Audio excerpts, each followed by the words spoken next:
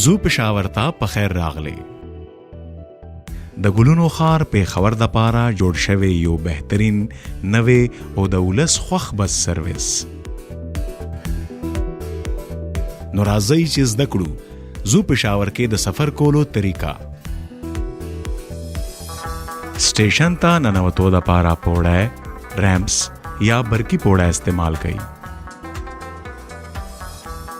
د زو پېښور سروسز کرایه ادا کولو دپاره په سټیشن موجود ټکټ کاؤنټر یا ټي وي ایم نه زو کارت ترلاسه کړئ یا یې ریچارج کړئ. ولې چې زو پېښور کې سفر کولو دپاره زو کارت یا زو موبایل اپ ضروری ده. په دې سلسله کې تاسو په سټیشن موجود عملې نم رهنمایي اغستی شئ. په سټیشن موجود واک تھرو گیټ نه تیر شئ او سکیورټي عملې سره مرسته وکړئ. د خپل خوښې په سټیشن یا پلیټ فارم ته تلو دپاره په فیر گیټ خپل زو کارت ټیپ کړئ یا زو موبایل اپ سکین کړئ. اوس په سټیشن موجود پوړی، ریمپس یا د برقي پوړو په ذریعه پلیټ فارم ته داخل شئ. یاد ساتئ برقي پوړی صرف د برتلو دپاره پکار راتلی شي. لفت صرف مشرانو، مریضانو او خصوصي خلکو دپاره دی. روغ رمټ خلک دی د لفت استعمال نه ځان وساتي. سټاپینګ بس په ډومبي نمبر پلیټ فارم باندې او ایکسپریس بس په 3 نمبر پلیټ فارم باندې ودرېږي. په سټیشن موجود ساين بورډونه او سکرینونه ستاسو لارښودونه وکړي او د راروان بس راتلو نه بم خبرئ. ستاسو د حفاظت دپاره په هر سټیشن کې سکیورټي کیمرې لګېدلې دي چې تاسو خپل ځان محفوظ وګڼئ. په سټیشن نه سوار غورځول او سګرټ څکل سختۍ سره منع دي. د سټیشن د صفایۍ خاص خیال وساتئ او ګن صرف مخصوص ډبو کې غورځوئ. په سټیشن موجود نقشو په مرسته تاسو خپل منزل، اړخ او لار معلومولی شئ. بس ته ختېدو دپاره په فرش لګېدلو نښو باندې عمل وکئ او کوزېدو والا مسافر مخکې کئ.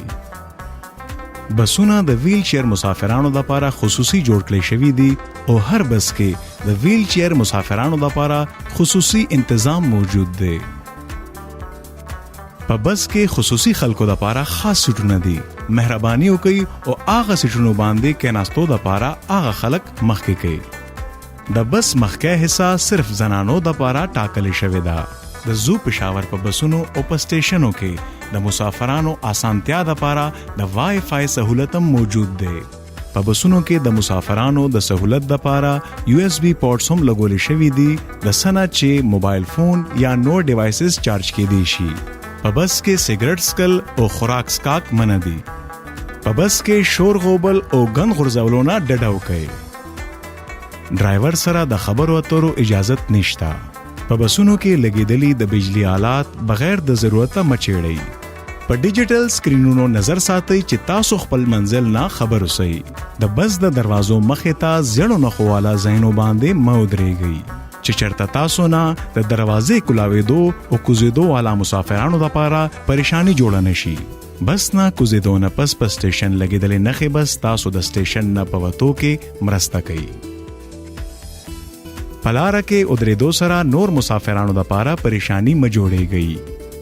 سټیشن ته ننوتو او بهر وتو دپاره فیر گیټس باندې زو کارت ټیپ کول ضروری دي. د زو پېښور په هکله معلوماتو او شکایتونو دپاره په ټول فری نمبر باندې رابطه وکئ. د زو پېښور ټول سہولتونه تاسو دپاره دي او د دې خیال ساتل هم ستاسو ذمہواری ده.